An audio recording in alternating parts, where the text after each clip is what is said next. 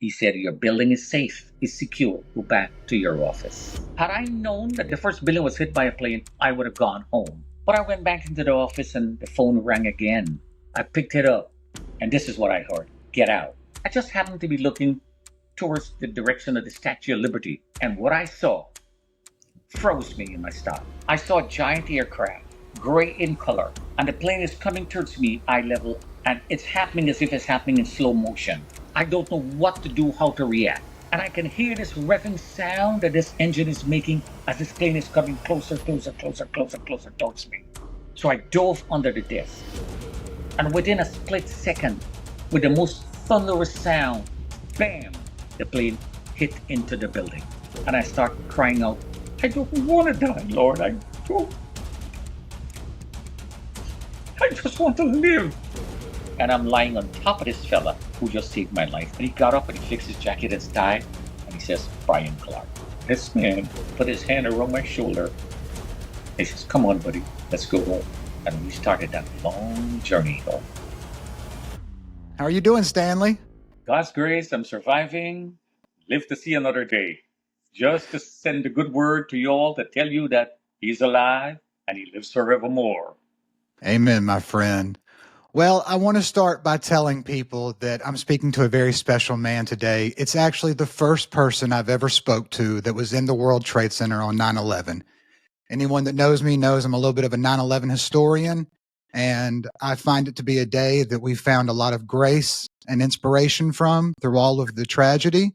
And my guest today, Stanley, is one of the most greatest miracles from that day.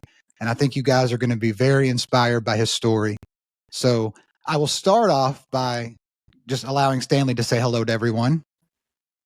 Well, hello there. My name is Stanley Praimnath. I'm one of the few people who survived from the impact zone of the Trade Center. And I live because of the grace of God. Had it not been for His mercy that He reached down and He handpicked me, I would not have been here. And after 24 years, I feel the same.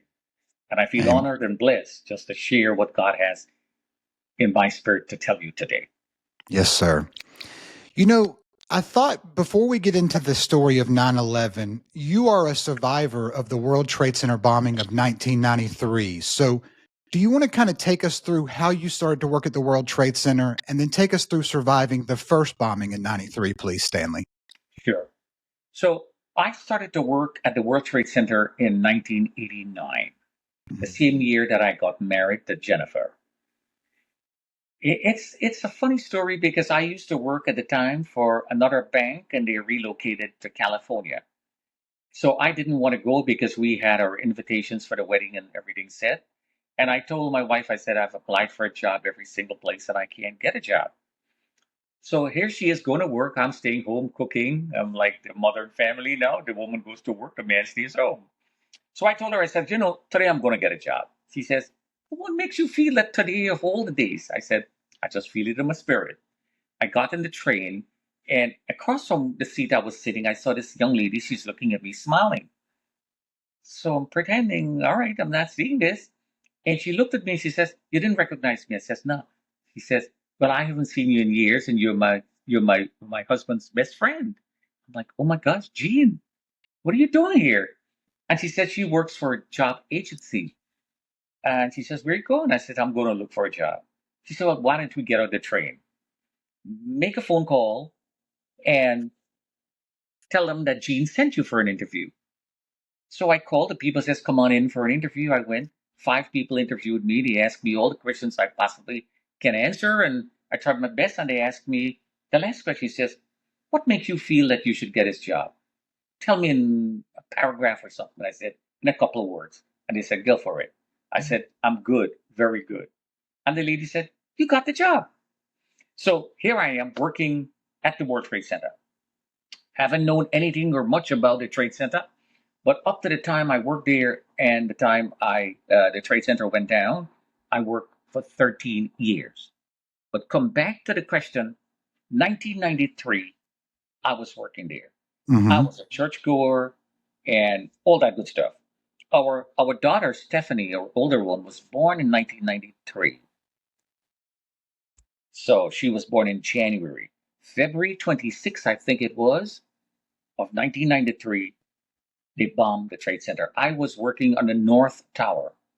They call Okay. it one World Trade Center 1, and the South Tower they would call Trade Center 2. I was on the 79th floor working there at the time for the same company, Fuji Bank. So my supervisor at the time, this Asian woman, she sat across the desk from me. She ordered Chinese food. And we're having our lunch and maybe about 1:15, whatever time it was, I don't remember exactly. Light conversation, all we heard was boom. Somebody with 1,200 pounds of explosive in a pickup truck parked up there, walk away, presses a remote control, the bomb exploded.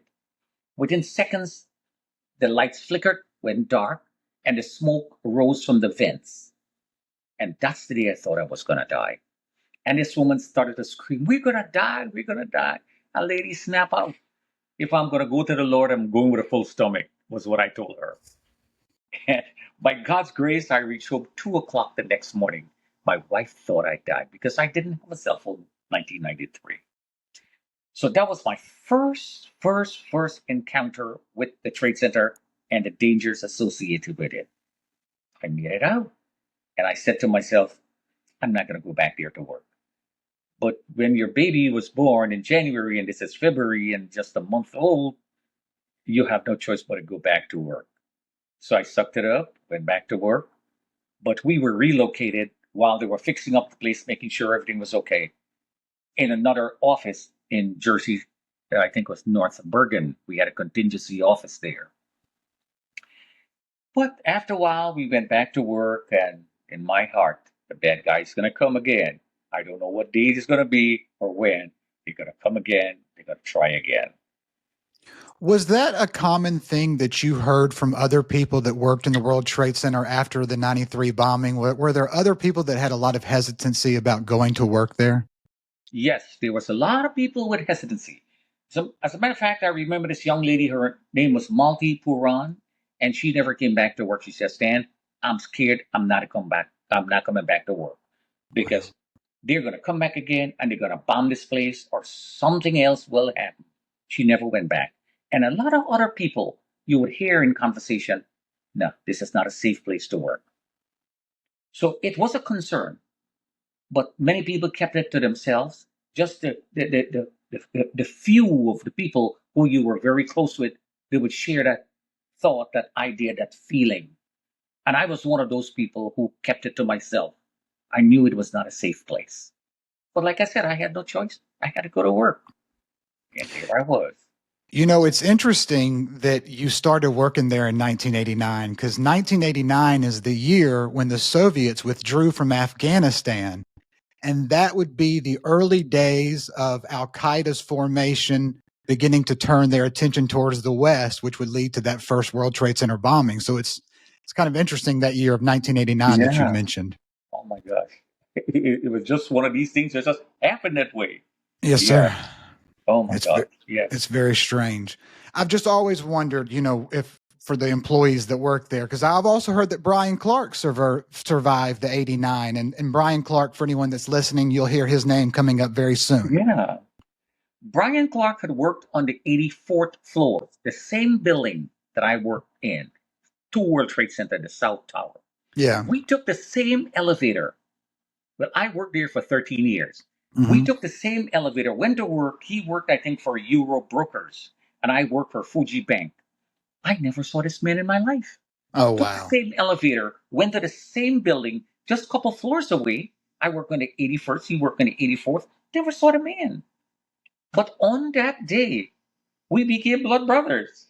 Yes, sir. Well, y'all stay tuned because you're going to hear Oh about my Brian gosh. Clark. And Yes, the good stuff. The good stuff is still to come. he was an angel on that day for Mr. Stanley. Stan the man. Yes, sir. Um, Stand the man. okay, well, you know what? We'll just dig right into it. So we are coming up right now on 9/11. We're about a week away, and it's going to be the 24th anniversary. That is correct. Um, let's just go through your story of that day of 9/11. 9/11 started as a wonderful day. It was a nice, warm, bright, sunny day. I think it was a Tuesday morning. So the Monday I didn't go to work for whatever reason. So the Tuesday morning I am excited to go back to work. Mhm. I worked at a company, Fuji Bank Limited, and we had occupied four floors of the World Trade Center: 79, 80, 81, 82. Four floors of the World Trade Center. And I worked on the 81st floor. I worked there at the time as an assistant vice president. I helped to run the global operations. I wasn't any big shot or anything. They just threw a title at me and I did the work. I liked what I did, they liked me, and everybody's happy. That particular morning, I told my wife, we were living in this little town, Elmont, which is like maybe a mile from where we currently live. We live now in a town they call Valley Stream, right here in Nassau County in Long Island.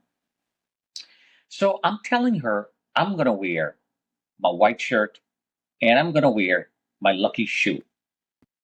And we had this a little house. That's all we could afford it. Two bedrooms. So we have two daughters, Stephanie and Caitlin, my wife and I. So I'm the only guy in the house and one bathroom we had. So she's fixing her hair. I'm taking a shower and she's telling me, Stan, I'm having a bad hair day. And after 37 years of marriage, I'm still trying to figure out what's a bad hair day. So, so I'm listening to her, and she is saying this, and she is fixing her hair and doing all these crazy things. And she says, "Stan, don't wear that shoe. That's an ugly pair of shoe." And the thing is, that's the only thing I ever bought. I never bought clothes of my own. Never bought a pair of shoe. And she says, for $110, I could have got you a Clarks, a Florisheim, a Bostonian. And she went on with all these names. I don't even know the names of these shoes. Mhm. So she said, that's an ugly pair. I says, nah, I'm going to wear this shoe. It's okay. Today, the shoe is in a shoebox with the word deliverance written all around it. She asks me why. I told her, I said, if ever I get cold for the Lord, I want you to bring me. Open this box. Show me where I was and what the Lord did for me. Mhm. So I'm praying, I'm taking a shower, and I'm praying the same prayer I carried for many, many years. Lord, cover me under your precious blood. Take us all to work and bring us back home in peace and safety. Nothing indifferent. Over and over and over. She can't hear anything. I'm praying this prayer that carried in my heart. Taking my shower. I put on my lucky shoe, my white shirt, and I'm going to work. So I had to drive from Elmont, go to the borough of Queens, park up where I find a parking, take the A train, the letter A, the A train, and I would commute to Lower Manhattan. Traffic and all, I would take probably an hour and a half just to get to work. So back and forth, 3 hours just commuting. Nothing indifferent, found a park in the road, took the A train, went to Lower Manhattan, got out the Chambers Street, walked through the tunnel, and now I'm in the concourse of the World Trade Center. Stopped at the same bagel store on the concourse. As soon as the lady looked at me, she says, toasted raisin bagel and a cup of coffee. You got it, $1.25. Here you go. Briefcase in one hand, brown bag in another, pushes the button, and I'm zoomed up to the sky lobby of the 78th floor. Walk across the hallway, took the local elevator, went to the 81st floor. I'm on the north side of the building. I walk all the way the length of the hallway, the corridor that is, to the south side. Go through a big door, a big enclosed glass office. Other people share that office with me. So I walked in there and a young lady is making copies at a copier. Her name is Delise Seriano. Stan, how you doing? I'm special, thank you. So she smiles. She says, I know you're special. See, my pastor used to tell us, in New York City, you're so busy. If somebody asks you how you're doing before you answer, they're gone. But if you tell them you're special, they would turn back and they give you that look. What make you special? And you tell them you're a child of God, they would smile. And he said, you just blessed somebody's heart. You made their day. Yes. And it worked like a charm. Mhm. So I took that to work. The people that I worked with were a lot of Asian folks. Some of them, their religions, some were Catholics, some were Buddhists, some were Shinto, some were Bushidos. I'm a born again believer. We don't cross that line. You can do whatever you want, and I can do whatever you want. And on top of my desk, I always had my Bible. Always had it. They never questioned it. Lunchtime, I would drink my soup, eat my salad, read my Bible. Nobody asks me anything. So we were in the middle of a consolidation. So because of that, I had two desks. This is where my phone is, and about 6 feet away with where I was going to be sitting. And because of this, half of our staff was relocated in the North Tower. Where I sat in the office, if I was to look straight in front of that big glass pane windows, which was surrounded the entire building, I could have seen the Statue of Liberty. Mhm. If I looked at an angle to my left where I sat, I could have seen part of the Brooklyn Bridge.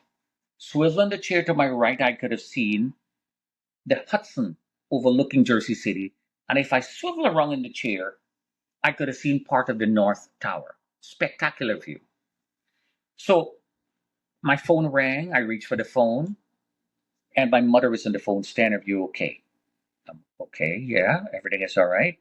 And my brothers, Steve, Paul, Bill, same questions. Stan, are you okay? Are you okay? Are you okay? And I thought this was weird because it's not even 9 o'clock, and these folks are calling me to find out if I was okay. And sometime an entire month would pass and nobody calls me. So I'm saying to myself, there's got to be a lot of love here. So telling them that I'm okay, I hung up the phone and I'm going towards the desk that I'll sit now. But as I'm walking towards that desk to put my bag down, I noticed something from the North Tower. It's like huge chunks of fireballs falling from the sky. So I put down the bag, walked towards the ledge, looking through the glass panes because the first building was hit way up. Apparently, I was in the elevator coming up when the first building was hit. It is soundproof. I didn't hear anything. The young lady was making copiers. She didn't know anything either. So I saw fireballs coming down from the first building. So I called out, Delise, Delise, come here. Let's take a look. So we stood at the ledge and we're looking up through the glass panes. And she says, oh my God, Stan, I'm scared. So I walk back, grab the phone. I'm calling my boss, Peter Del Grasso. Pete San, pick up the phone. Peter is not picking up the phone. I call for his boss, Bob Militaglio. Bobby, pick up the phone. No response. I said, Delise, we got to get out of here. So we ran out the office, down the hallway, back to the local elevators. Got to the local elevator, went down now to the sky lobby on the 78th floor. Mhm. Multiple elevators, lots of people, hundreds of people. All of them are waiting on elevators to go down. Lots of folks from our office, 18 people, all the big shots and everybody, total, we're waiting on the elevator. Not a word is said. The doors open in front of us, and I stepped in the elevator. Less than 45 seconds, we're down on the ground floor. The door opened up, I stepped out. There's a turnstile. And the security guard looks at me and says, where are you going? I said, I'm going home. I saw fireballs coming down from the first building. He said, your building is safe, is secure. Go back to your office. Everybody at that point stood in the elevator. Nobody is coming out. I'm the only person in front of the turnstile, and the security guard is telling me this. And the intercom system, you can hear, your building is safe, is secure. Go back to your office. Your building is safe, is secure. Go back over and over and over. Now, the question I had at that point was, what am I supposed to do? My bosses are in that elevator. I'm outside the door. Am I supposed to go back in or go home? Had I known that the first plane was hit, the first building was hit by a plane, I would have gone home. But up to this point, nobody said anything that a plane had hit the first building. The doors of the elevator are trying to close. Manny Gomez is leaning against one side of the door, Jack Andriacchio on the other side of the door, preventing it from closing. Stan the man, come on, we don't have all day here. Stan, we have a business here to run. And Delise stepped out of the elevator and said, Stan, I'm scared. I want to go home. All right, take the rest of the day off. Go, go, go. Stan, how could you do this? We have a business here to run. But that was probably the best decision I ever made. I said, no, I'm running the operation. She is going home. And as this young lady is walking away, she's turning back, looking at me like, oh my God, I got this man into trouble. Are you sure? Go, go, go. And she's gone. And I'm standing up, reliving 1993, that brief second, as I'm deciding what to do. Come on, Stan, we don't have all day. And I'm walking back half heartedly. And I remember 1993. And I stepped in that elevator and the door closed. And I can still remember the look on some of these people's faces that I would never see again. I still remember looking at Alicia Levin and she's looking at me smiling. And I remember Kawauchi, this fella had his sweatshirt tucked in his khakis. Come on, man, it's a warm day, and I pulled it out. And you can hear, only Stan can do this. Because these folks were more friends than employer employee. They liked me, I liked them. I can still remember the look on the faces of these people and the smiles that I would never see again. And the elevator went up, and we stopped again on the 78th floor of the Sky Lobby. And one man walked out in front of me. This man had forgotten his laptop when he came down, and he decides to go up back now to get his laptop. He was out of a job for a long time. And my boss's boss took compassion on this family and hired this man as a consultant. And this was his first week on the job. Mm. So the man stepped out of the elevator. I stepped behind. We went across the hallway, pushes the button, and we were back on the 81st floor. And the man walks into the men's room, and I never saw that man again. And I always ask the questions, why, Lord? Why me of all these good men and women? Why? And I suffered with that survival guilt for a long time until I stopped one day and hit the stand. Why not you? Why not you? And I walk all the way back into that office. And I always ask myself the question, when this mother called and the father called and the children called, have you seen my father? Yes. He went in the men's room. I always ask the Lord, why, Lord? Why? Why? But God is sovereign. He can do whatever he chooses to. He chooses whom he chooses. But I went back into the office and the phone rang again. I picked it up, and this is what I heard. Get out. Get out for what? Stan, you're not logged on in the computer. You're not watching the monitor. Get out. We don't have time. No, no. You tell me why, and I will go. I'm a logical-minded person. Oh, God, Stan, we don't have the time. This was another employee from one of our rep offices in Chicago. I think they're 1 hour time difference behind. And she's calling me to tell me to get out. But she's not telling me why. She was probably home. She was watching TV and she knew by this point that there's a terrorist attack on the World Trade Center. Get out, Stan. Get out. Get out. No, no, no. Tell me why and I'll go. Still standing up with the phone in my hand. I don't know for what reason I'm standing up. And I'm not looking in any particular direction.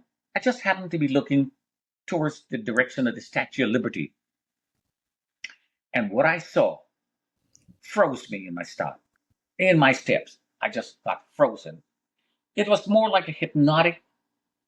It was more like, God, what is happening? I saw a giant aircraft, gray in color. I still remember you on the tail. And the plane is coming towards me, eye level, eye contact. And it's happening as if it's happening in slow motion. And I'm kind of glued to the floor. I'm mesmerized. I don't know what to do, how to react. But this thing is happening in slow motion. And I can hear this revving sound that this engine is making as this plane is coming closer, closer, closer, closer, closer towards me. And all I remember saying, and even if you beat me over the head, I would still not know why I said what I said, what I'm about to tell you. All I remember saying as this plane got closer, closer, closer, Lord, I can't do this, you take over. And I dove under the desk. To me, that was my safe haven. That was the safest place I could have gone. Mm-hmm. So I dove under the desk. And within a split second, with the most thunderous sound, Bam! The plane hit into the building. Upon impact, a large chunk of the plane broke off and is blocking my office doorway, 20 feet from where I am. Upon impact, every wall was flattened. Every glass pane was smashed. Every piece of furniture was mangled. It really looked like a war zone. All the furniture looks like little matchboxes and matchsticks. Total demolition. It looks like a demolition crew came with a wrecking ball and just wrecked the entire place. The ceiling above me caved in. The floor collapsed and is hovering over the desk. I'm going to die. The floor is going to collapse and they're going to crush me. The wires that was hiding under this in the ceiling dropped and they're short circuiting because the sprinkler system came on. I'm going to get electrocuted. I'm going to die. Or I'm going to get sucked out by the air pressure. You can hear the air pressure. And the people who you see jump there, chances are they were sucked out. And so I'm holding on to the mangled furniture. And the flames were all around me. One way or the other, I'm dead. And I started to scream, Lord, I don't want to die. Please send somebody, anybody to help me. And that first scream that I screamed, somebody heard at the other end of the floor, and they had a flashlight and they were shining it over their head. Now, one floor was like 1 acre square, massive building. So I saw that light, and even though I'm screaming, wait for me, and even though the person who was responding later told me I couldn't hear because I got temporarily deaf, the sound was so great when the plane hit that it just popped my eardrum. So I'm crawling, dodging the hanging loose ceiling and the floor that's about to collapse, and all these wires that were short circuiting. And I'm holding on to the mangled furniture, not wanting to get sucked out. And I'm crawling, wait for me, wait for me.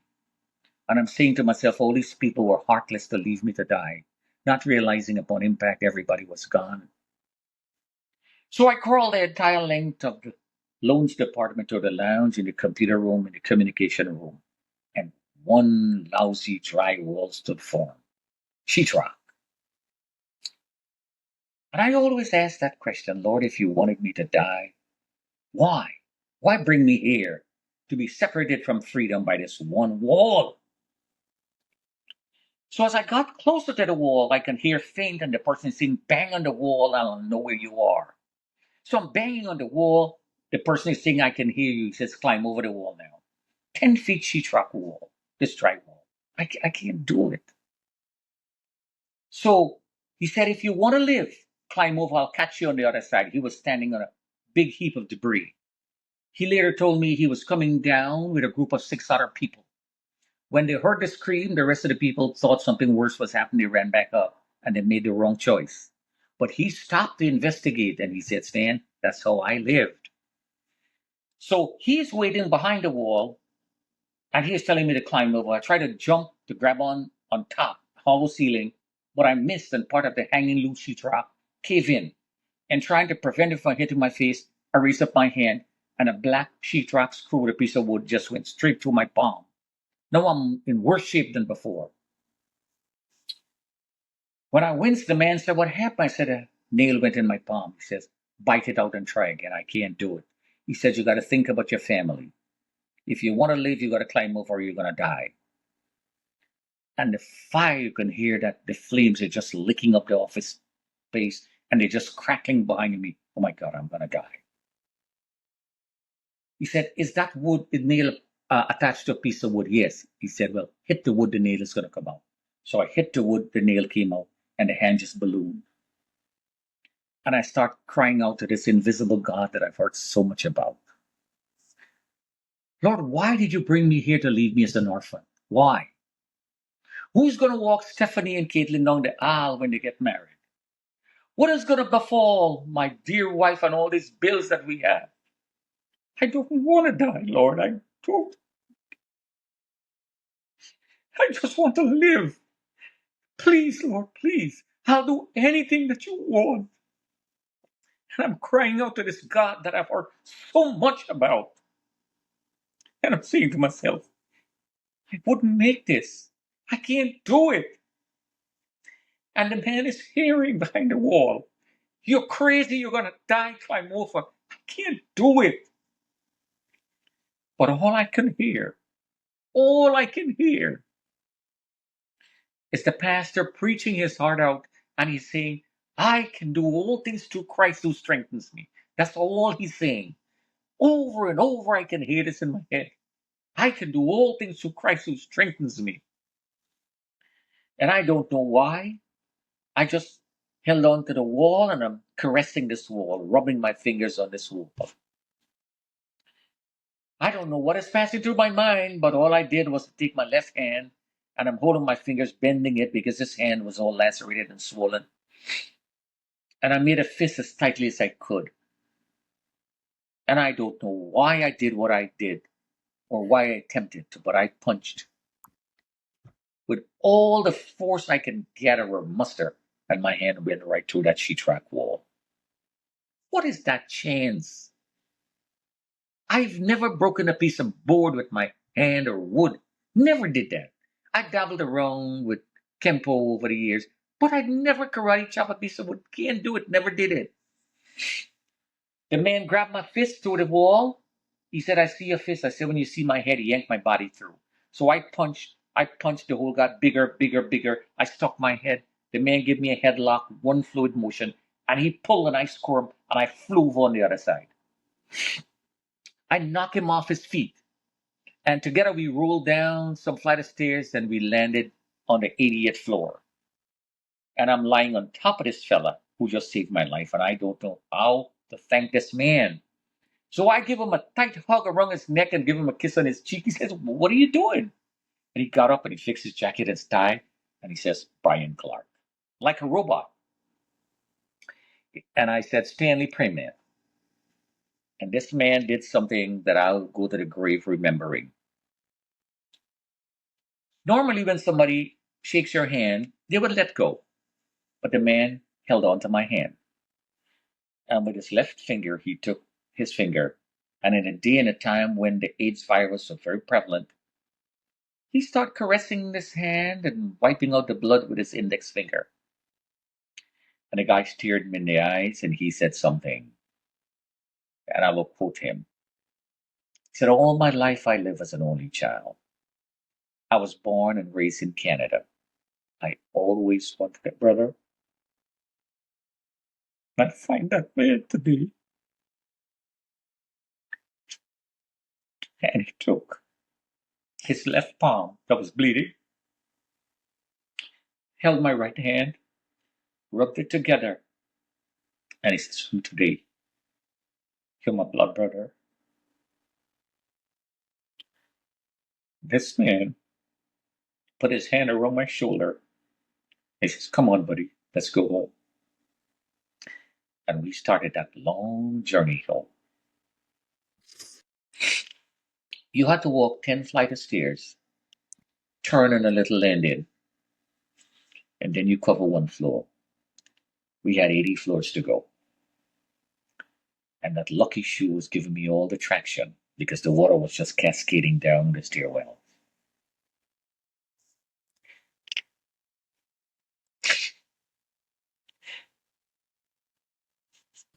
And through the cracks in the wall, you could hear the fire was just licking up the office space. And I'm telling Brian, this building is going. He says, Stan, you're in shock. What you see burning there is our old draperies and cosmetic and paper. By profession, I'm an engineer. Steel don't bend. No, we gotta hurry. And I'm hobbling down. He had his right hand over my shoulder. I'm holding on to the rail. I had a leg wound that was opening up that I took my shirt out, made a makeshift bandage. And we were hobbling down the stairs. And I couldn't breathe and I was in the best shape of my life. We stopped somewhere in the 45th floor. And Brian put his hand on the door, opened up the door, walked in, nicely, brightly lit room, nice and cool. And he walked in, picked up a phone, and he is calling his wife, Diane, to tell Diane, and I'm hearing the conversation, that I have this guy here from Fuji Bank. He's in bad shape, but we're coming home. I tried calling Jenny at work. She was going to work that morning, and they saw the first building on flames. And while they're in the office, they're watching. The second plane hit the second building, and in her heart, I was a goner. So one of the girls took her to the train station, and she went home, knowing in her heart that I was gone. So I spoke to her supervisor, a lady named Louise. I said, if you get in contact with Jenny, tell her I'm coming home for you girls. And I hung up the phone. But something caught my attention. Brian is on the phone. I hung up the phone that I was talking to. And there's a man lying down, closely shaved head. I don't like to describe people in color, but this was an Italian guy. Closely shaved head, broken back, massive head injury. You can see bubbles and you can see blood oozing out from his scalp. And he is crying the same cry that I hear every night before I go to sleep. Please tell my wife and our baby that I love them. We just got married. And this poor man is crying out, and an African American security guard is standing by, guarding this man who could have escaped but chose to stay with him and guarded him with his life, and they both perished. See, we were not just covered by the same blood that day, we were covered by the same ash. So we did not look different. We were blood brothers in every sense of the way. It was more of love for life and friendship and people than love for God at that particular moment. And Brian and I were frankly dialing 911 and no help came. And we continued our journey. We reached the ground floor. When we got there, the only people we saw were the firefighters and the cops and the EMS workers. But we passed one man on our way going down, and Brian introduced him as Jose. Jose had a walkie-talkie, and somebody called and he was going to rescue them. And Jose never made it out. We reached that ground floor, and the cops and the firefighters and the EMS workers and all these good men and women in uniform, when they saw us, they were shocked. They didn't realize that people were still trapped up there because when the first plane hit the first building, they evacuated that other building. So they didn't realize people were trapped. What you didn't hear was after the 93 bombing, they nailed shut the door that leads to the roof of the South Tower. And I was a fire warden, but I never knew that. So chances are these people were trying to make it to the roof to be airlifted off just to realize that the door was nailed shut. That's correct. And nobody was told. So they didn't have time to come back down and they perished. So these good men and women in uniform were running up the stairs to go to rescue people. And you can hear that scream, and one of them just fell.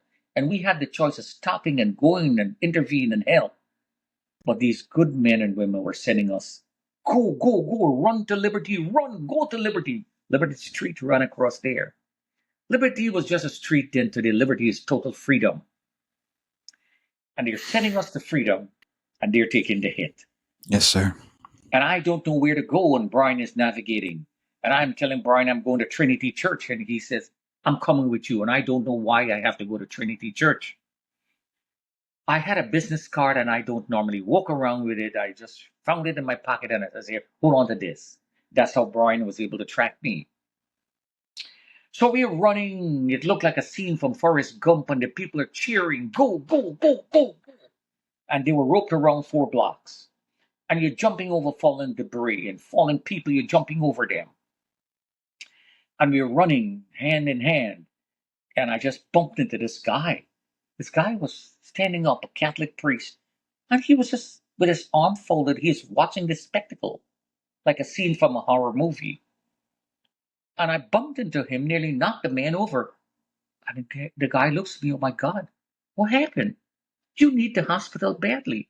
Every person that I met is telling me the same thing. I need the hospital. And Brian later told me I was babbling in a language he don't understand, and I'm not bilingual. And the priest told him I couldn't remember this. He said, this man needs the hospital badly, but he needs the church. And right there, they prayed for me. And the next thing I remember, I'm holding on to the fence of the Trinity Church, the back side of the church. So the church stood in front of us. The World Trade Center is in front of them. The building is taller, so you can see the Trade Center and the flames.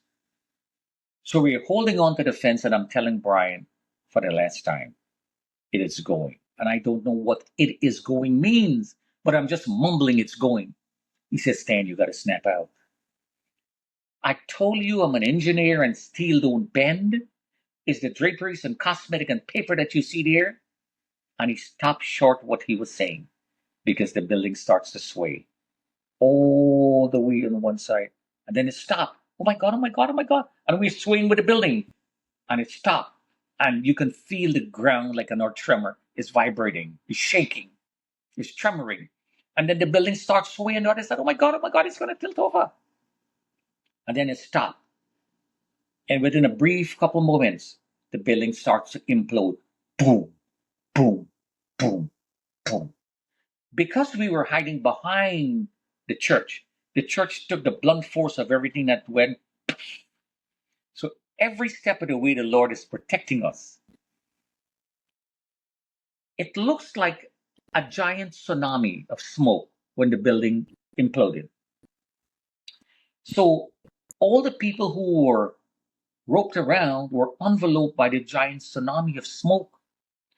And as the building imploded, it created like this vacuum. And so it was drawing all the smoke from the cross streets. So we were enveloped in this giant tsunami of smoke. Mhm. Oh my God, what is happening? It really looked like a scene from a war zone. And every form of expression you could have heard. Some people are screaming, some people are swearing, some people are cursing, and the not so able are getting trampled. And the ladies were taking off their high heels and they were throwing it away, and everybody was running helter skelter. And this man who just came out, bringing me out from Sodom and Gomorrah when the Lord rained fire and brimstone, he's gone. That's my angel. He's gone. And I can't see him. But I can hear the scream, Stanley. And I'm screaming, Brian, I can't see the man. And all hell broke loose. And in my heart, these bad guys are bombing the financial area. And my wife worked for the New York Stock Exchange. They're going for the exchange now. But their building was hidden over the Brooklyn Bridge. And they were doing the software update. So she didn't work for the trading floor. So I got to go save Jenny. And I'm looking for somebody, I don't know what I'm looking for. And I saw a man driving like a crazy man on top of the sidewalk and everything in a white 4x4 pickup truck. I ran alongside the truck, yanked the door open, and it says, one word from you, you're dead, drive. Now, somebody looks like me, covered in blood and black and blue and swollen, and no shirt, and my undershirt looks like it came from a shredder. They would think I'm a bad guy. So the man looks at me, he's scared, reaches on top of the dashboard, picks up a box of white cigarette and says, here, man, smoke. I said, nah, I had enough smoke for one day. So you could see him evaluating me like, okay, something is not bad here. So he says, where to? I said, Brooklyn Bridge. So he drives like a maniac, reaches the ramp of the Brooklyn Bridge. Too many people on top of the bridge. He stopped there. I yanked the door open. Thank you. And I'm gone. Mhm. So I'm running helter skelter, pushing the people away. Get out of my way, get out of my way. And I bump into this big guy. And I'm like, oh boy, he's going to kill me now. The guy turns around, look at me, and took compassion on me. What happened? I just came out of the building. Oh my God, you need the hospital. And I couldn't see myself that I need the hospital. I'm full of adrenaline. I just want to go where I'm going. So he said, look, my name is Albert de Leon. I'm a senior counsel for a French bank. Ask me for anything. I said, do you know where 2 Metrotech is? He said, I live right behind that building. What is that chance 30,000 people on top of the bridge and one man you bump into know exactly where you got to go? It is Right. like God sending people all day to help me. Yes, sir. So I said, I'm not going. He said, what do you mean you're not going? I said, they hotwire the bridge and everybody's going to die. Now the man looks at me as I'm crazy. And I said, I'm a logical minded person. So I sat down on top of the bridge and people are jumping over us, running, screaming, they're running away. And the man says, listen, I want you to listen well and tell me what you're hearing. He said, I was in Vietnam. So I'm listening. I can't see anything because all the smoke in the air. But you can hear the F-16s hovering over lower Manhattan. So what is that? I said, that is Uncle Sam taking care of business. He said, well, come on, let's go. So I got up and we started to run again. We got to the lobby of the building where my wife works. And the security guard looks at me and says, oh, no, no, no, you guys are not coming in here. And they all pulled the guard stick and they surrounded Albert and myself. So he has his back against me. And we're looking at these guys and they're encroaching. They're coming closer. And I'm like, oh my God, these guys are going to kill us now. And Albert is making so much noise. All this man wants to see is Jennifer from the legal department. His wife works here. He just came out to the Trade Center. Mm-hmm. But the guys look at me and profile me. He says, all right, no, no, no, no, no, never mind. You're a bad guy. And all I saw, this guy took the guard stick and is coming down like in slow motion. And all I remember do was to take a Kempo stand and I says, come on here.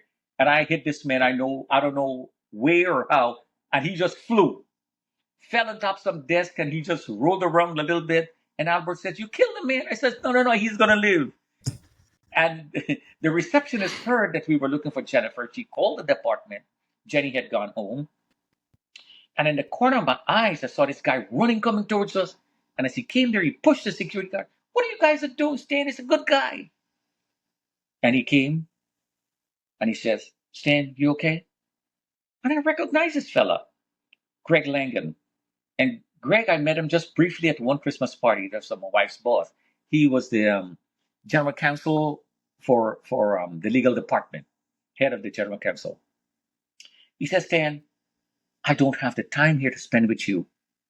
I have to go back. We have an emergency meeting. But he told the people, give this man anything he wants. Make him well. And Greg unbuttoned his white shirt.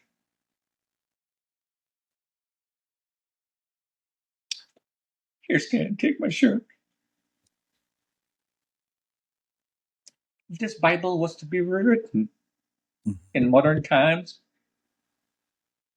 this man would have been the good Samaritan. Mm-hmm. Give him anything he wants, make him well. And he was gone. I gave back the man his shirt, and the nurse came and gave me one of her jackets instead. The nurse, oh my God, Stan, we don't have the facility here to take care of you. You need the hospital badly. I said, now, if only I can hear Jenny's voice and know that our two daughters are fine, I'll be okay. But I can't remember our number. I can't remember her number for the love of God. So you were going through shock. I was crazy in my head. Shock is a mild term of saying I was crazy in my head. Yes, sir. So I'm in and out of sanity, basically. Yes, sir. My system just is shutting down and opening up as it sees fit, and the adrenaline is pumping like crazy. I says, give me a phone. I'm playing with the numbers. I can't remember the number, and the number pops into my head, and here is Jenny on the other line. What are you doing this for? Please don't do this to me. What are you playing a prank for? My husband is dead. Don't do this. No, the Lord took care of me. I'm coming home to you guys. Please don't do this. Men, when you hear these words and you're still alive to hear them, you would never be the same again.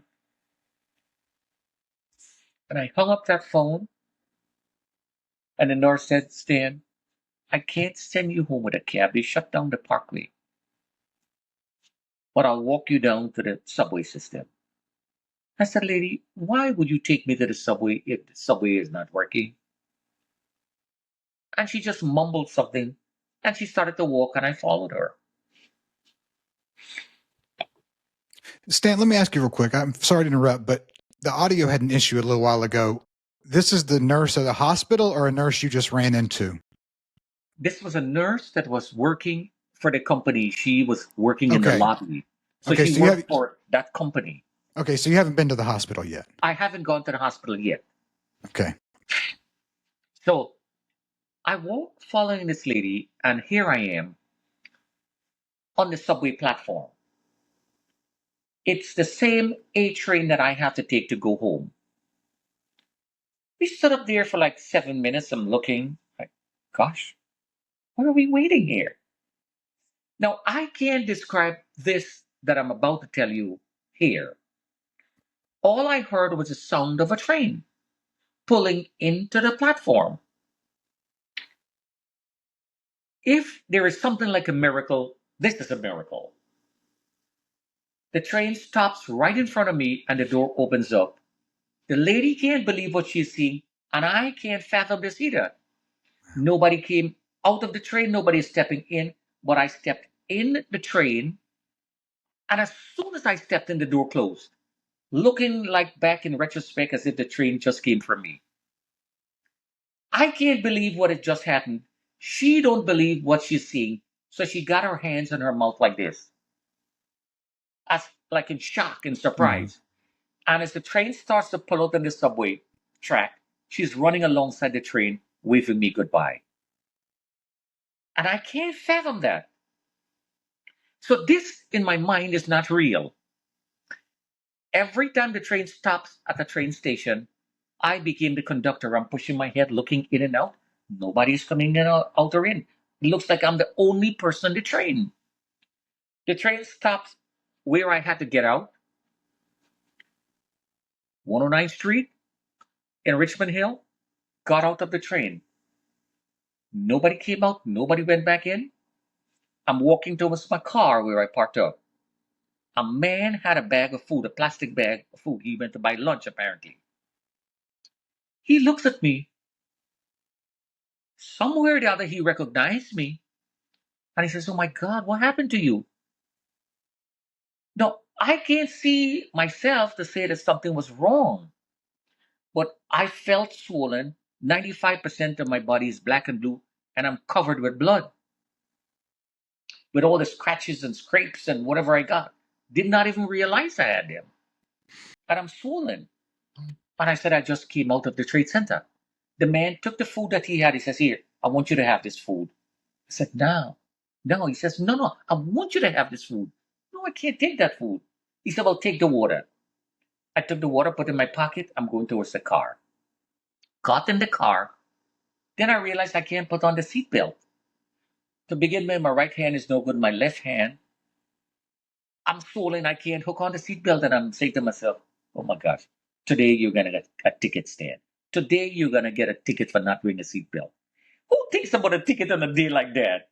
I never got a ticket, so I'm scared. So I tried, buckle on the seatbelt. And like a robot, drove, took the Belt Parkway, Cross Island Parkway. I reached home now in Elmont. When I got home, Jenny is standing up on the porch there with the two children, holding on these two children for her life. Caitlin was 4 and Stephanie was 8.5. She's holding on to these children, standing up, waiting. All the neighbors, Gigi and Toots and Carolyn and everybody came out there hugging me, kissing me. "Oh God, Stan, thank you. Thank God you lived, you saved it." Walk up the stairs, reach for Caitlin, our little one. Caitlin got married 2 weeks ago, by the way, and I felt blessed walking her down that aisle because the Lord is faithful to give me that day to see her married. The child is hiding behind Jenny. "Please don't touch me. You're not my daddy. Please don't touch me. She can't Mm. recognize me." Man, when you hear those words, you'll never be the same. You would never be the same when your child, flesh and blood, is telling you that. I reached her Stephanie. Stephanie had just had a sandwich, but she kept on to the butter knife and she had it in her hand. When I hugged this child says, Dad,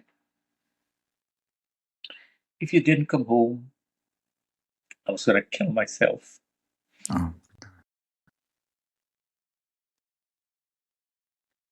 When the child said what she said, after all that I went through that day, it did not mean anything. I just remember I hugged Jenny and the two girls. I said, Lord, thank you, because that day I went to work with a prayer in my heart. Now I'm home for a Thanksgiving, and all I remember, Jenny told me that I'm mumbling, please don't take me to the hospital. They wouldn't send me home. Take me to Dr. Grant on Elmont Road. All I remember, I'm lying down, and the doctor is leaning over me, and he's talking to somebody on a telephone. And he's telling the person, I can hear the conversation, this man lost his mind. It may take a day, it may take a week, a month, a year. Eventually, he may snap out, but there's no guarantee. He didn't realize that he is talking to his brother, who was my tax accountant. okay. And the guy is telling him, if Brother Stan tells you something like that, believe him. He's a church going man. And I can hear this conversation, but I lost everything. I lost my speaking vocabulary, and I couldn't snap out, but I couldn't respond in speech. And I want to reach up and grab his neck and pop him and says, I can hear you, but I couldn't do it.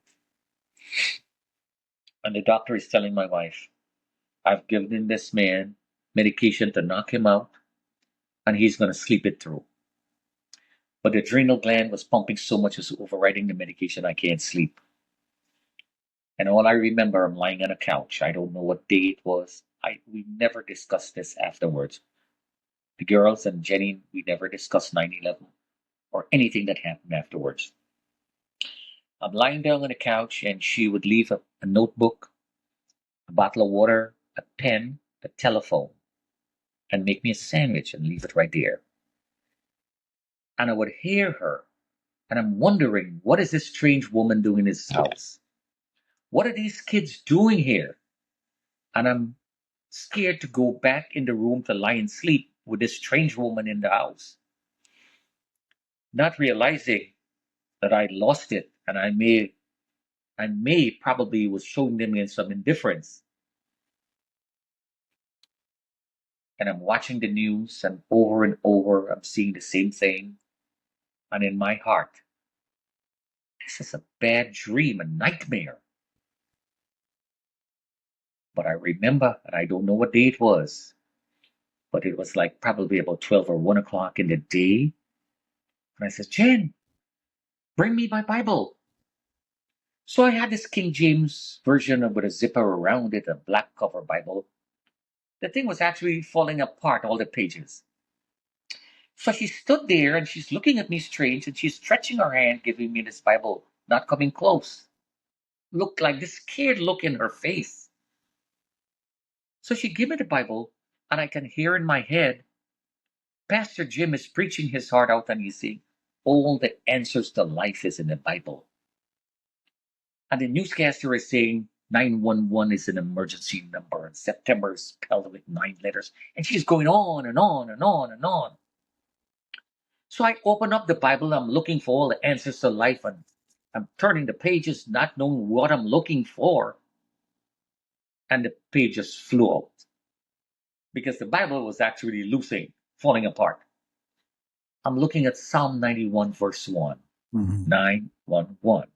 And I'm reading, He that dwelleth in the secret place of the Most High shall abide under the shadow of the Almighty.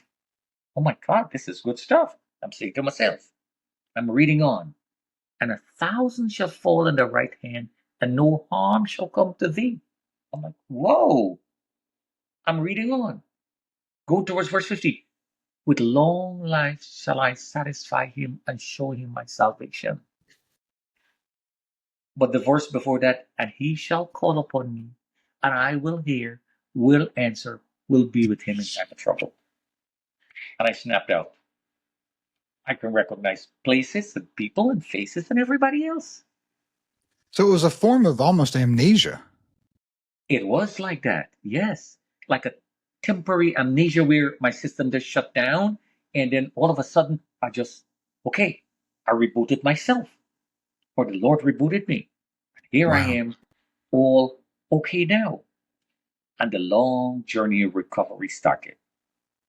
And then, so did you at some point go to the hospital?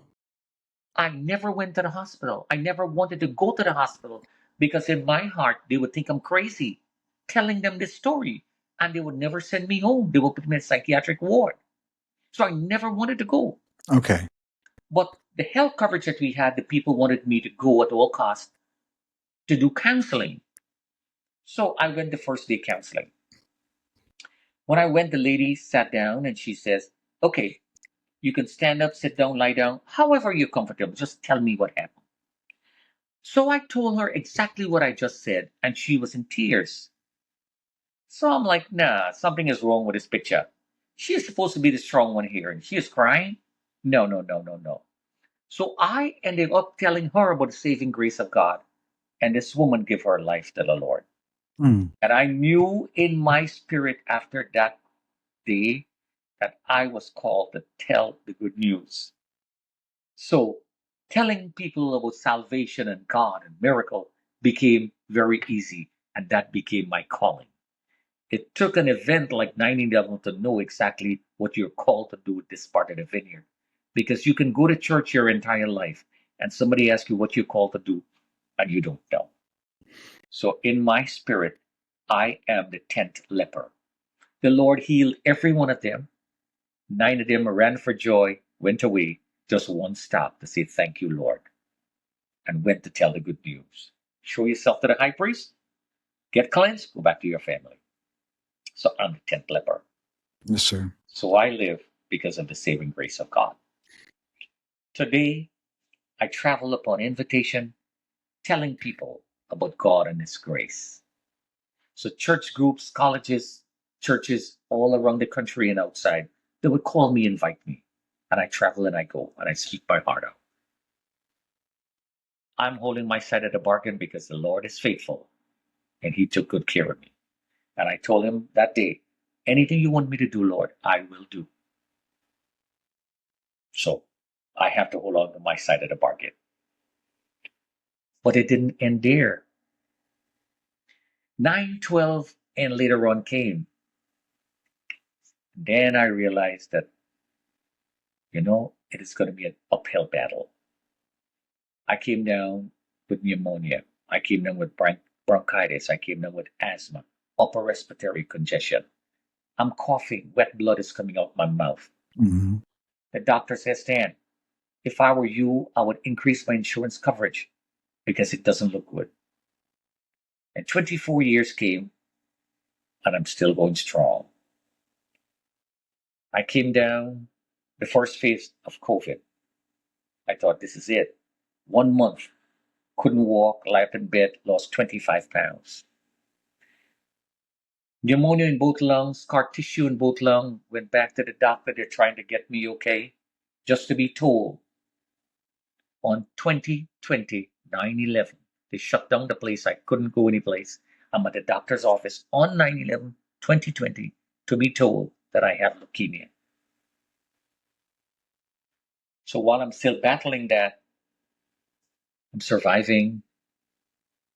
And then the next thing I know, last year, I had a speaking engagement in South Africa. When we came back, I told my wife, I said, I'm so tired. I just want to go relax somewhere. She says, where you want to go? I said, I want to go to Europe. I'm going to backpack in Europe. So we went to Holland and we went to Brussels and we went to London and Paris. And we were walking, doing 21,000 steps per day. I'm walking all over the place. And I came back home and she says, you got to go to the doctor. Go get a physical, Stan. I said, why? She says, no, routine. But when I went, the doctor says, I don't like what you see. You should not be going home. and I had to do a quadruple bypass. By the grace of God, I'm back to normal, and I'm living by grace. It's unbelievable. All because of the big man upstairs. Yes, sir.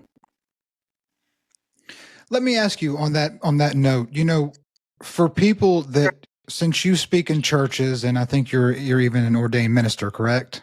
That is correct. There's a lot of people who ask questions, why this person and not that person? A lot of people did not survive 9/11. You have. You've lived your life faithfully and tried to honor the memory of those who passed. How do you talk to people about why one person doesn't make it and another person doesn't? I'm glad you asked that because that's one of the popular questions everybody would ask. And I don't know the answer. God is sovereign. God chooses whom he chooses. And I may never understand why good people, church going people, children, parents, women, men, everybody, why? Why, Lord? Why me instead of all these people? I don't know the answer. But I can tell you one thing. I know on that day, on that resurrection morning, whenever that comes, they're all going to be raised because they have a place in heaven waiting for them. If going to work to provide for your family means doing something that is wrong, well, then we are all guilty. I don't know the answer, but I know had it not been God who reached down in his mercies and handpicked me and pulled me out of that towering inferno, I would have been gone. I don't know the answer, my friend. Yeah. All I know is God does what he does. He can do anything he chooses to. He's sovereign.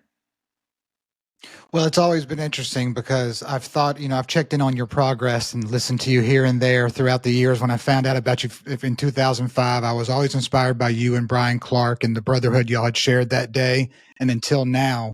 But I've always thought, if I was an angel who lost my life on 9/11 in the World Trade Centers and I was looking down at someone like Stanley, I would be grateful that they had lived their life to the fullest and not wasted the opportunity at a second chance of life, if that makes sense. That makes a lot of sense. And it is because of that reason in 2006 I became a pastor. Yes, sir. I wanted to give back as much as I could towards the spiritual aspect of this whole miracle. I wanted to let people understand that had it not been for grace, I would have died. Had it not been for divine intervention, I would have been gone. And when I told my wife I want to become a pastor, she says, no, no, no, no, no, no. I do not want you to become a pastor.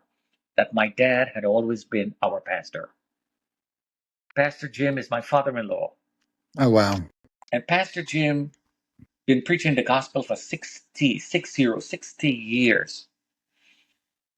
And she said, I've seen the struggle that my father went through.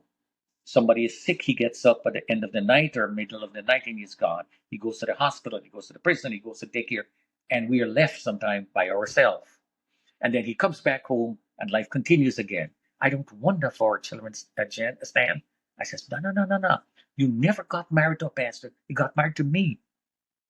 You got married to me. Remember that. All I want to be able to be qualified enough to tell the good news of salvation. That's all I want. And she says, no, Stan, with your schedule, you would never be able to. But the main reason I became a pastor was I used to have nightmares. Yes, sir. I would dream every night. It was more of a nightmare slash a dream that my skin and my bones are falling apart. And I'm running, screaming. I'm so hot, I'm burning up.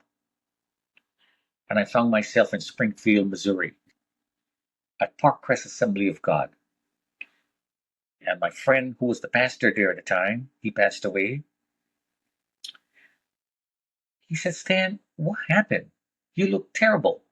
I said, gosh, I can't sleep, Pastor. He said, you mind if I pray for you? And we were in the parking lot. There was no fancy prayer. All I remember, this man put his hand over me like this for a brief couple seconds, and he prayed. And I don't remember what he said. But when he was done, somebody like they flip a switch in my head. Yeah. In my dreams, I used to hear the sound. You're not doing what you're supposed to do, but I can't see anybody. And I would get up and she would say, what are you doing that you're not supposed to do? And I would tell her, Jen, I don't smoke, I don't drink, I don't have not a woman, I'm not gambling, I don't go to parties, I don't do any one of those things. And she says, Stan, I can't help you. I don't know what you're doing that you're not supposed to. But the same day that I enrolled in the Berean Bible College at Global University to become a pastor, I stopped having that nightmare. Never had it back into today. And I Wow. know in my heart that this is what God wants out of me. And I've never called somebody and said, look, I'm coming to the church. No. Somebody calls me and invite me, and I go. Regardless of how sick I am, I will go because God kept his side of his bargain, the covenant promise. And here I am, must obligate mine. That's why I do what I do. Another, excuse me, another aspect that I want to, call attention to, because I literally try to live my life when it comes to 9/11 as a never forget. We say the term, but the question sometimes is, do you really never forget? And sometimes the way to make sure you never forget is to honor the memories of the people who gave their life that day. When most people were running away from the World Trade Center, there was brave men running towards it. These are Port Authority officers. These are police officers, and the group that lost the most people that ran into the building that day are the firefighters. I don't know if you were of enough present mind that day, but what was it like to see them working to save lives? There was a time in my life when I would see a fire truck or police car just swish by with the sirens on. And I would say to myself, they're doing their job. But after 9/11, and on that day to see these brave men and women in uniform, who are the heroes, by the way? Yes, Not sir. me. I'm just the mouthpiece here telling the story. But these were the guys who were taking the hit but sending me to safety. These were the guys who need all the attention and all the recognition. These are the guys needed to be saluted. These are the guys who did their job and took it to the extreme that I would never be able to. And when you hear that scream, and you want to stop and investigate, these men were dying, taking the hit, sending me to live. It is because of these men I live today, to be able to tell this story. So these are your heroes. These are the men who sacrificed their life so that I could live, me, Stanley. And these are the men who should be remembered for a long time. And if I had my way, 9/11 would be Remembrance Day. Just like Veterans Day, it should be Remembrance Day as a national holiday. Not honoring me, but these men and women who died so that I could live. Those are the men who are the heroes. Yes, sir. Amen to that. Let me ask you this. So I have got myself in some conversations sometimes with conspiracy theorists, and they always get mad at me because I use your name because they tell me the plane didn't really hit the tower that day. And I said, well, you've never heard Stanley Praimnath's story. That's right. And they say, who's Stanley? And I said, well, he's a man who watched the plane coming at him. Correct. Uh-huh. So any message to the conspiracy theorists who try to diminish what actually happened on 9/11? All right. After we hang up on this call, I would send you a picture. And when you hear and you see the actual picture, then you would understand what really, really happens. Yeah. The Port Authority had cameras all around and around and around. And just before impact, the security camera was able to capture the footage of the plane impact into the building. Oh, wow. I did not even think about that, but I did an interview with the BBC, British Broadcasting Corporation. I did interviews with just about every major television, radio, newspaper around the world. And somehow or the other, these people called the Port Authority and asked for security footage. And the people sent a picture capturing the plane just before impact, with yours truly hiding under the desk. Oh, wow. Well, you'll have to send that to me. I will send that picture to you. I'll put it And up you will on. see, I'll put it on the screen while this is playing. I'll put it on the yes, screen. sir. And you would see the big old computer monitor I had and the big old typewriter and the telephone book. And so you would see this whole thing. Yeah. And then you would understand that, look, people can make up whatever story they want, but millions of people around the country is watching this thing live that is happening. I'm watching this plane as it's coming. I'm sick like a dog 20 years afterwards. and still reliving this thing every time I talk about it. It brings tears to my eyes. And Brian is there living as a testimony of all this that happens. And so is other people. And no, no, no. That conspiracy theory, no, doesn't work. No, no, sir. But I'll send that picture. And when you put Yeah. it up that screen, some of them would change their whole perspectives after that. And how close are you and Brian today? Brian assumes the role as a big brother towards me. Every time I call Brian, there's this peal of laughter, this peal of joy. Now, let me give you an example of how close Brian and I are. Brian's daughter got married, and Jenny and I went to the wedding. Brian and Diane, his wife, was sitting on the table with Brian's mother in law at the time. His children did not sit with him, but Jenny and I sat on his table. And Brian stood up and introduced me, Stanley, as his blood brother. Now, I want you to paint this scene with me. This is a group of Irish folks right here. And I'm handsome, brown, and good looking. And you can see the look of these folks looking at me, some of them like, something is wrong with this picture. Mm-hmm. But Brian would go to the grave telling you that I'm his blood brother.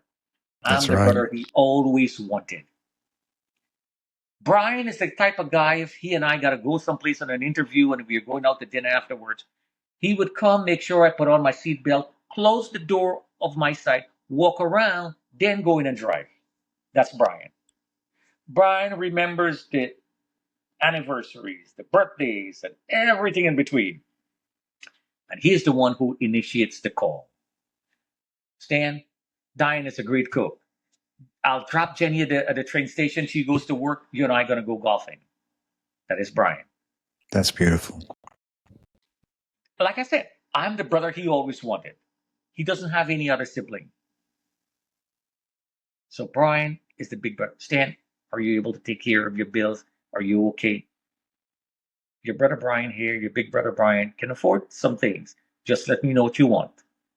I'm not going to give you unless you ask me to or tell me what you want. I don't know what you want, Stan. Tell me what you want. That is Brian. And it's a beautiful story for people that, you and Brian worked, I don't know, three floors difference in where y'all worked. I think he was on 84, you were on 81. Correct. You've never seen him in all the time working. Yes, for 13 years, we took the same elevator, worked in the same building, 3 floors apart, never saw the man. And he became my brother on that day. And And a every time I guardian tell angel. this man, yes, every time I told him, Brian, thank you. No, Stan, thank you. Had you not screamed, I would have died. Brian said on CBS, and I'm quoting him, he said he is asthmatic and he's allergic to smoke and to dust. But on that day that I screamed, he was in a bubble. He was oblivious to smoke and to dust, and he was glued to the floor. That it was something in this voice that glued him on, that even though he wanted to move, he couldn't have. And it's because of me he lived. And let me further that story because it's quite a miracle. When Brian came to you, he was with a man named Ron DiFrancesco. I think That is correct. Something like that, yes. Something like Yes. that, yes. Uh-huh. Ron is now famously known as the last man to make it out of the South Tower safe. While Ron and Brian were approaching you, just for the audience, I know you know this, but just Yes. for the audience, the smoke was so bad for Ron that he could not stay. He had to abandon what Brian was trying to make into a rescue mission. Correct. So it was that much of a miracle that the person standing next to Brian could not handle the smoke. Now you're telling me Brian is asthmatic and he could still in that moment handle the smoke. It's Yes. fascinating. So he said he was in a bubble. Yeah. And he was glued to the floor and he was oblivious to smoke and to dust. And he can't explain that phenomenon. He cannot explain it. And every time I say, thank you, Brian, he says, no, thank you. Had I not heard that scream, I would have made the wrong choice to go back up and I would have perished. Because everybody who came down the stairs with Brian made the choice to run back up and they all perished. Yes, sir. So I had a friend of mine named Carlos who is Uh-huh. inspired by your story, and he wanted me to ask you a question along the lines of if you can compare Stanley pre 9/11 to the Stanley of today. Well, what is the compare and contrast there? So people that know what it's going to be like to persevere through struggle. Stanley has become a different person. My total outlook in life has changed. Love means something more than the actual spelling of the word. Sympathy means much more than just say, I'm sorry. And helping somebody means much more than just giving alms to the poor, where giving becomes part of my livelihood or part of what I believe in. Helping becomes much more than what I used to envision. And going and tell about grace means all my life.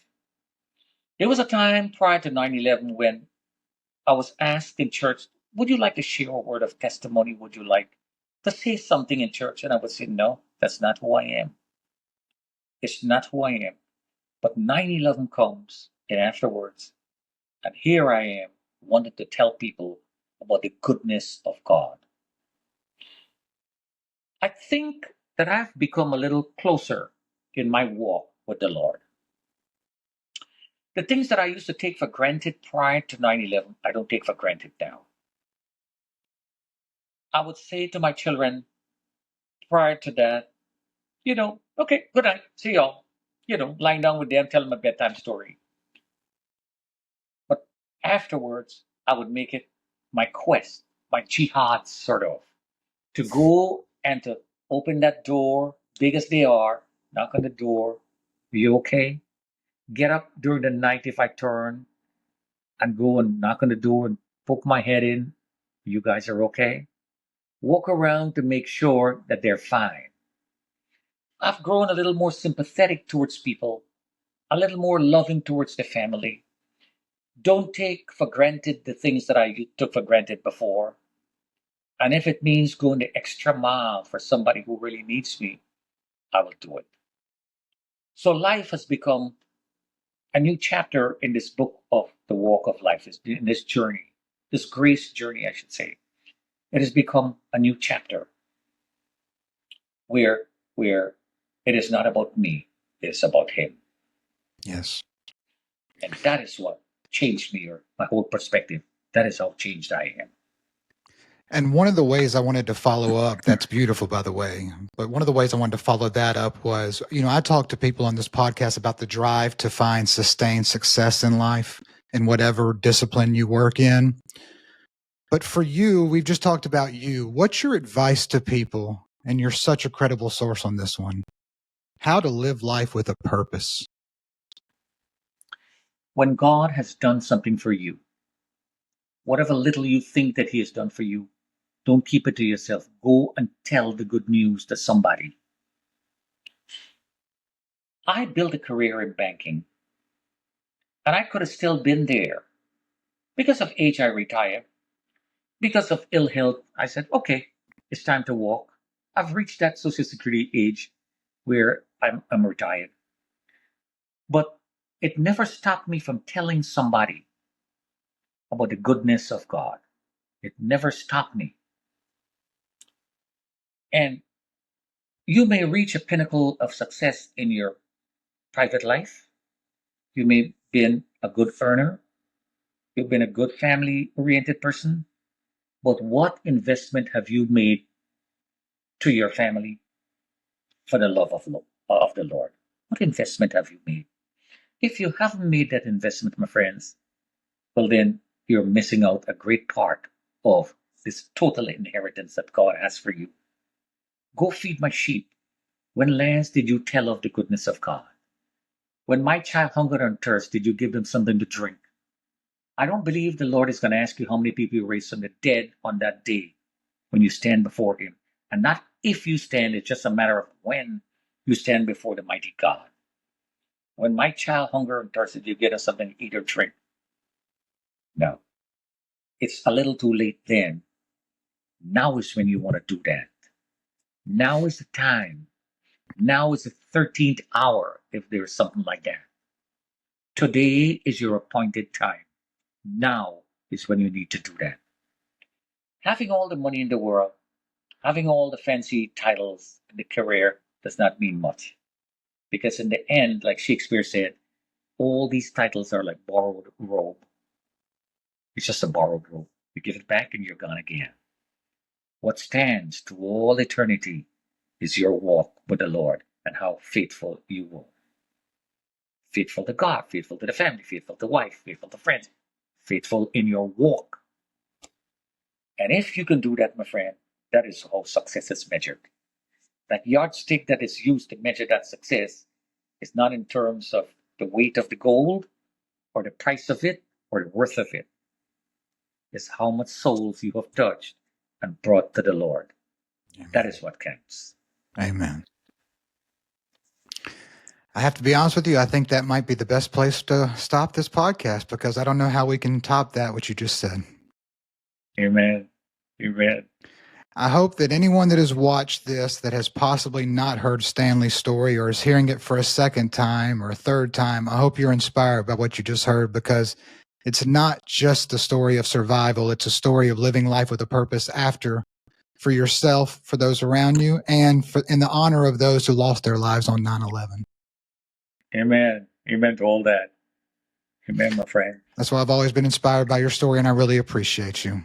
It's been a pleasure, an honor, a privilege to share this with your audience. And I hope somebody hearing this, somebody somewhere, hear this message and they come closer with their walk with the Lord. Amen. Stanley Praimnath, it's a great honor now for me to call you a friend and have connected with you. I really appreciate you. Amen. You have my number now. You just pick up the phone and call. Hey, if you call me Stanley Praimnath or you tell people, first thing they would say, who's Stanley Praimnath? You said, I met Brother Stan. You just made a lot of friends. Amen. So pick up that phone, call Brother Stan, and I'm I'll gonna be talk. You're going to regret asking me to do that because I'm going to be doing it a lot now. Anytime you come this way, tell me you're in town. I would buy you that coffee. How about that? Amen. Well, I'll buy you lunch. You can buy the coffee. All right.